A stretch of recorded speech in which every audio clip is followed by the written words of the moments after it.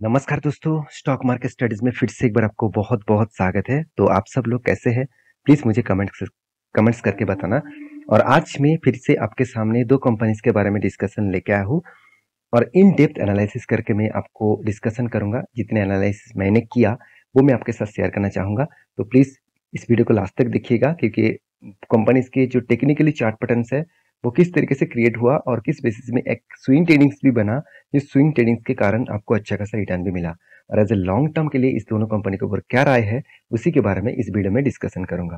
तो वीडियो को लास्ट तक देखिए, और अभी तक अपने चैनल को सब्सक्राइब नहीं किया तो फटाफट कर लीजिएगा इस तरीके से इन्फॉर्मेशन और कंटेंट पाने के लिए। और हाँ, टेलीग्राम को जरूर ज्वाइन कर सकते हैं, वहाँ पे आपको बहुत सारे अपडेट्स कंटिन्यूसली मिलता रहेंगे। तो सबसे पहले मैं बात करूँ top 10 company top tyres company के बारे में। तो इंडिया में मार्केट कैप के हिसाब से सबसे बड़ा कंपनी बन चुका है एमआरएफ। तो उसके बाद कौन है? बीकेटी। और अब बहुत सारे लोग मुझे ये भी कमेंट्स किया, सर बीकेटी टायर रास्ते में दिखता नहीं। तो देखिए, बीकेटी जो टायर्स होते हैं ना, वो ऑफ रोड टायर्स बनाते हैं। जैसे आप देखेंगे एग्रीकल्चर में, माइनिंग में, तो कंस्ट्रक्शन में इस तरीके से जो गाड़ियाँ दिखते हैं उसके ऊपर टायर्स बीकेटी के लगते हैं। तो बीकेटी का यही तो फायदा है। तो छोटे छोटे कंपनी क्या करते हैं, 50 टायर बनाएगा और बीकेटी सिर्फ 5 ही टायर बनाएगा, तो उसमें उसका फायदा मिल जाएगा।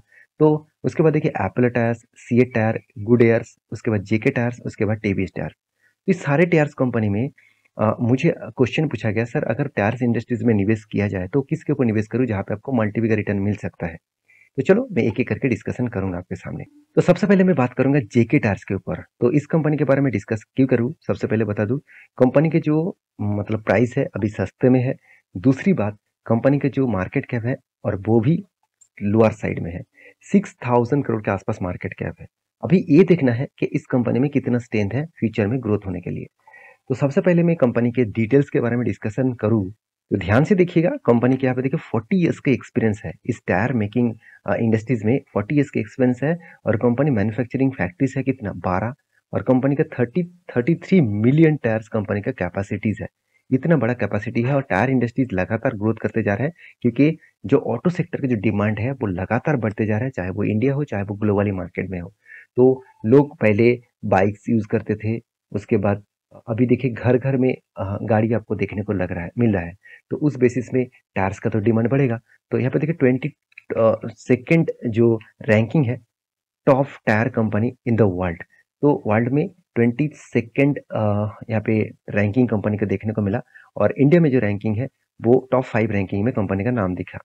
तो देखिए कंपनी का टोटल जो नंबर ऑफ एसक्यू है वो 450 प्लस है।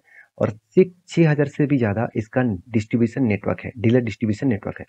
तो कंपनी के जो जो यहाँ पे रैंकिंग है, कंपनी ट्रक्स और बसेस जो रेडियल टायर्स है, तो रेडियल मैन्युफैक्चरिंग में कंपनी नंबर 1 है। तो देखिए अभी ट्रक्स और बसेस में पहले तो रेडियल टायर यूज नहीं किया जाता था, सिर्फ के सिर्फ 4 व्हीलर पैसेंजर व्हीकल्स में यूज किया जाता था।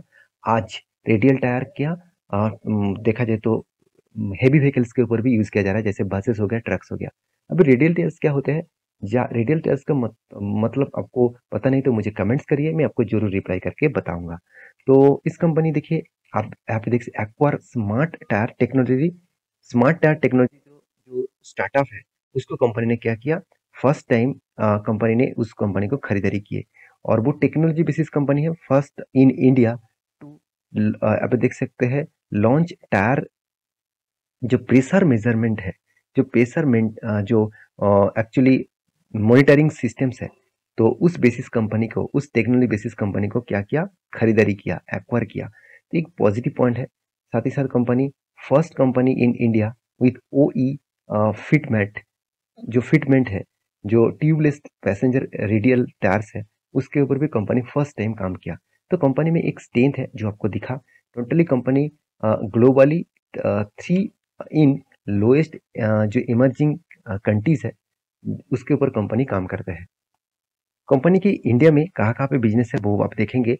तो इंडिया में जो ट्रक्स एंड बसेस है वहाँ पे आप देखेंगे तो कंपनी का जो एनुअली कैपेसिटी है वो मिलियन में अगर दिखा दूँ तो कंपनी का कैपेसिटी किस तरीके से ग्रोथ है आप देख सकते हैं। जहाँ पे रेडियल टायर और एम मतलब जो लोग जो नॉर्मल टायर्स है उसके हिसाब से देखा जाए तो रेडियल टायर ज़्यादा बेचा जा रहा है और नॉर्मल टायर कम। उसके बाद पैसेंजर व्हीकल में टोटली रेडियल टायर कंपनी बेचते हैं 14.5% के आसपास। 2 एंड 3 व्हीलर में कंपनी नॉर्मल टायर्स बेच रहा है, तो यहाँ पे भी कंपनी को रेडियल टायर बेचना चाहिए था, मगर अभी तक कंपनी बिजनेस में स्टार्ट नहीं किया। आदर्श में कंपनी 4.1% के आसपास है।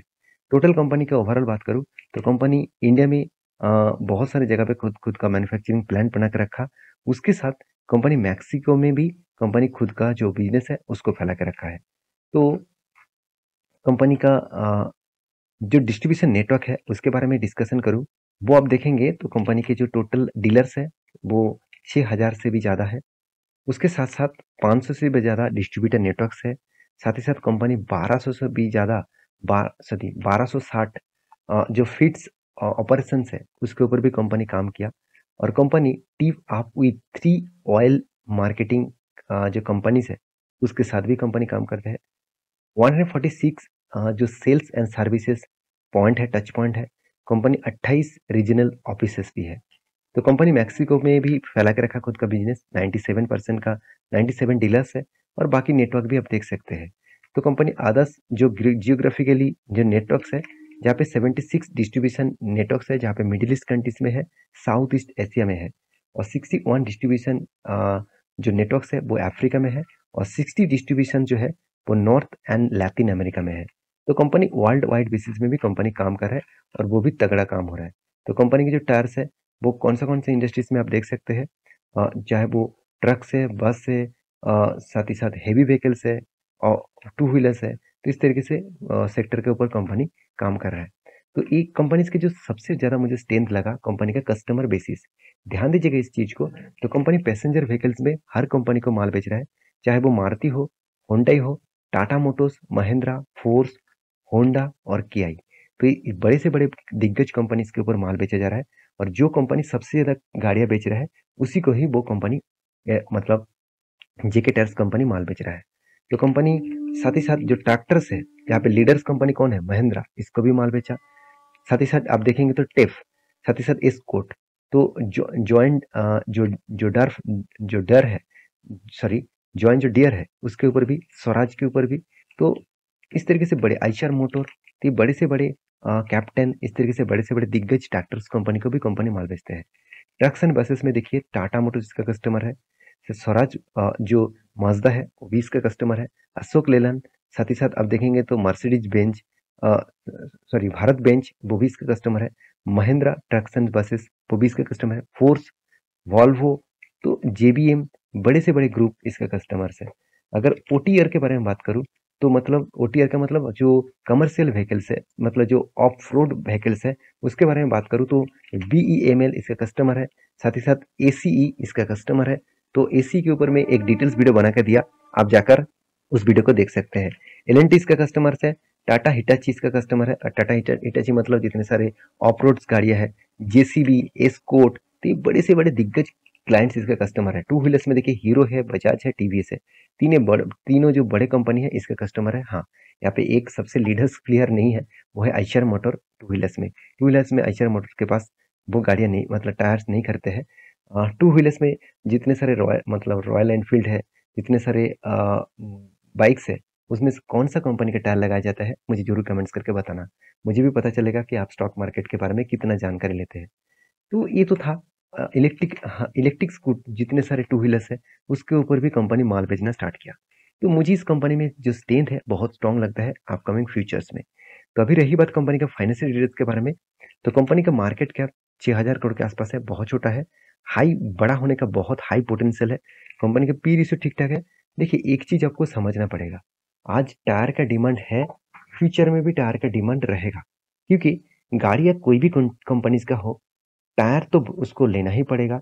तो टायर जो जो कंपनी बेचेंगे तो उसको तो फायदा मिलता रहेंगे। तो कंपनी का आरओसी आरओई में थोड़ा सा इम्पैक्ट दिखा। कंपनी का डेप्थ बहुत ज़्यादा है। तो कंपनी ने किस तरीके से सेल्स को इंक्रीज किया, देखिए कंटिन्यूसली कंपनी सेल्स को मेंटेन किया, एक्सपेंस को भी कंपनी मेंटेन किए। उस बार कंपनी इस बार अच्छा खासा प्रॉफिट भी जनरेट किया। तो कंटिन्यूसली कंपनी प्रॉफिट जनरेट किया और अच्छा खासा कंपनी आपको रिटर्न भी दिया धमाका जैसा। Sales growth, profit growth, return of equity सब कुछ पॉजिटिव में है। और कंपनी की इन बैलेंस शीट के बारे में बात करूं तो कंपनी के देखिए हाईएस्ट रिजर्व भी ग्रोथ हुआ, उसके साथ साथ कर्जा भी बहुत ज्यादा बढ़ गया। तो कंपनी पिछले सालों की तुलना से कंपनी इस बार कर्जे को थोड़ा सा कम किया। तो देखिए रबर का डिमांड मतलब रबर का जो प्राइस है वो बढ़ गया था और इसीलिए कंपनी का जो प्रोडक्ट है जिसको वो खरीद के रॉ मटेरियल्स जो है उसका प्रोडक्ट का मतलब प्राइस बढ़ गया था, तो इसके लिए कंपनी में थोड़ा सा स्लो डाउन देखने को मिला। तो ओवरऑल बात करो कंपनी के ऊपर इन्वेस्टर का क्या राय है। देखिए एफआईएस ने छोटा मोटा माल खरीद के रखे थे, डीएस ने भी छोटा मोटा माल खरीद के रखे थे। आज एफआईएस ने स्टेक बढ़ा दिया, डीएस ने छोटा मोटा स्टेक बढ़ाया। और यहाँ पे देखिए पब्लिक के पास भी होल्डिंग्स है और प्रोमोटर के पास भी होल्डिंग्स है। तो ओवरऑल चार्ट पैटर्न के बारे में बात करें तो कुछ इस तरीके से चार्ट पैटर्न क्रिएट हुआ। जो चार्ट पैटर्न मुझे एक बहुत स्ट्रॉन्ग चार्ट पैटर्न देखने को मिला। एक्चुअली अगर चार्ट पैटर्न के बारे में मैं डिस्कशन आपके साथ करूँ तो ध्यान दीजिएगा एक किस तरीके से पैटर्न बन रहा है। यहाँ पे देखिए यहाँ पे क्या बना, एक टोटली एक कप बना, यहाँ पे टोटली एक कप बना, उसके बाद हैंडल्स भी बना। अगर मैं मार्किंग को थोड़ा सा और भी नीचे कर दूं तो यहाँ पे क्या बना, एक शोल्डर, उसके बाद एक हेड, उसके बाद फिर से एक शोल्डर, फिर से एक शोल्डर। तो इस लेवल को जब ब्रेकआउट किया उसके बाद देखिए धमाका हो रहा है। तो मेरे हिसाब से जिस तरीके से हेड एंड शोल्डर क्रिएट हो रहा है, मतलब यहाँ पे शोल्डर क्रिएट हुआ, उसके बाद देखिए यहाँ पे क्या बना, उसके बाद फिर से एक शोल्डर बना, सॉरी उसके बाद हेड बना, उसके बाद छोटा सा शोल्डर, यहाँ पे छोटा सा शोल्डर। तो देखिए उसके बाद बूम, इसका मतलब जो टारगेट रेशियो मिल सकता है आपको एज ए स्विंग ट्रेडिंग्स के हिसाब से, तो आपको मिलेगा करीबन करीबन 81% का गेन। तो देखिए ऑलमोस्ट हाईएस्ट टारगेट के आसपास कंपनी को देखने को मिल रहा है। तो मेरे हिसाब से इस कंपनी के ऊपर फोकस रखना एज ए लॉन्ग जर्नी के लिए। तो नेक्स्ट जो कंपनी है जिसके बारे में बात करूँ उसका नाम है सीएट टायर। तो सीएट मेरा एक पसंदीदा कंपनी है क्योंकि इस कंपनी हर सेक्टर के ऊपर जुड़े हुए हैं और इस कंपनी के ऊपर भी मैं बात करूँ कंपनी बहुत छोटा है। सेक्टर वाइज देखा जाए तो कंपनी का नाम टॉप 4 रैंकिंग में है और जेके टायर का नाम टॉप 5 में है। तो सीएट टायर में क्या खासियत है चलो मैं आपको समझाता हूँ। सबसे पहले अगर वेबसाइट विजिट करेंगे तो आपको कुछ इस तरीके से इन्फॉर्मेशन दिखेगा। तो ध्यान दीजिएगा इस इन्फॉर्मेशन में कंपनी का जो प्रोडक्ट है वो कहाँ पे बेचा जा रहा है। कंपनी का जो 50 प्लस ओपीएम पार्टनर्स है, 100 से भी ज्यादा कंट्रीज के ऊपर कंपनी खुद का प्रोडक्ट बेचते हैं। 3400 से भी ज्यादा कंपनी का एक्टिव टायर डीलर्स है और कंपनी का जो कस्टमर जो है वो आप देखेंगे जो कार का टायर्स है वो कौन सा कंपनी को कार बेचते हैं, होंडाई। जहाँ पे i20 क्रिएटा इस तरीके से ब्रांड के ऊपर वो टायर बनाते हैं। साथ ही साथ मारुति सुजुकी के ऊपर देखिए स्विफ्ट, वैगनआर, ऑल्ट्रो, तीनों कंपनी के ऊपर टायर बनाते हैं। होंडा के देखिए जो सिविक्स है, साथ ही साथ सिटी है, सीआरबी है, तो उसके ऊपर भी टायर बनाते हैं। टोयोटा का जो इनोवा है, साथ ही साथ देखेंगे तो फॉर्च्यूनर, साथ ही साथ अब देखेंगे तो इनोवा जो क्रेस्टा है उसके ऊपर भी टायर्स बनाते हैं। महिंद्रा के जो एसयूवीज है और साथ ही साथ जो थार है उसका भी टायर सीएट का लगा हुआ है। टाटा मोटर्स के सबसे ज्यादा गाड़ियां के टायर्स इसी कंपनी बेचते हैं, चाहे वो हरिहर हो, चाहे वो अल्ट्रोज हो, इंडिगा हो, नेक्सॉन हो, टियागो हो। तो सारे डिटेल्स में इसीलिए आपके साथ शेयर कर रहा हूँ क्योंकि आपको पता चले कि कंपनी का बिजनेस कहाँ कहाँ पे हो रहा है। अगर बिजनेस के बारे में ही पता नहीं है तो कंपनी के ऊपर निवेश करने से आपको बहुत बड़ा लॉसेस हो सकता है। तो कंपनी के बाइक्स इंडस्ट्रीज में देखिए रॉयल एनफील्ड, जो मैंने पिछले वीडियो में बताया था, मतलब पिछले कंपनीज के बारे में बताया था कि जेके टायर्स ने कोई भी टायर्स रॉयल एनफील्ड को नहीं बेचता क्योंकि पूरा का पूरा मार्केट किसने ले लिया, सीएट टायर ने ले लिया। सीएट टायर देखिए रॉयल का जो रॉयल एनफील्ड के जो अलग अलग बाइक्स है वो बेच रहे हैं।